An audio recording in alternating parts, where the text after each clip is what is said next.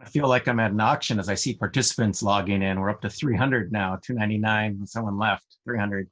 So I kind of feel like see who wins. I wonder what the over under is on this.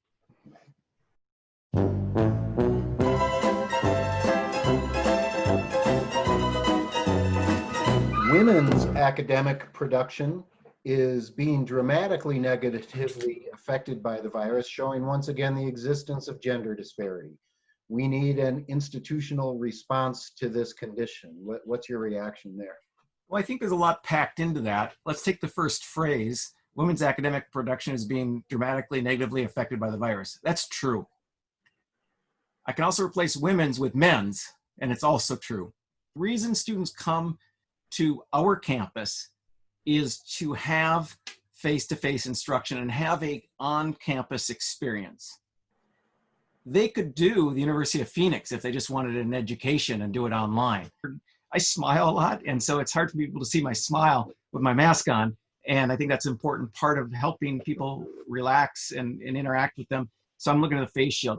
Doors propping open, I think, so people don't have to touch them. We'll try and figure out how we can do that. Likely we'll, I think, end up with recommendations that there be some sort of seating chart in the classroom to facilitate contact tracing. We've been through dramatic changes and disruptions before. We want to leverage that. Think the flood of 2008. I wasn't here. Many of you were. So again, we worked together to get through it, and we're going to do that here.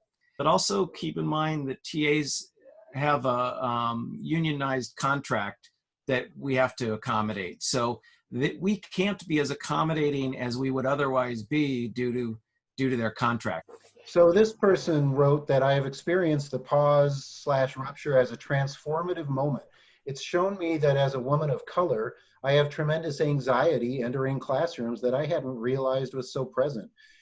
I also have been diagnosed with an autoimmune condition in the last month that leaves me vulnerable, medically speaking. I would advise some mental health counseling to kind of deal with some of the anxiety and understand that.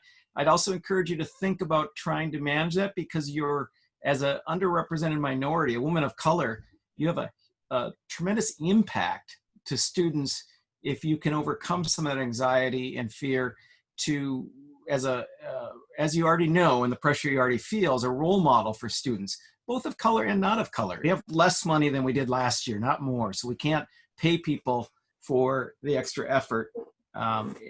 This is just the hands that were dealt, the cards that were dealt, and we're going to have to figure out how to make it work.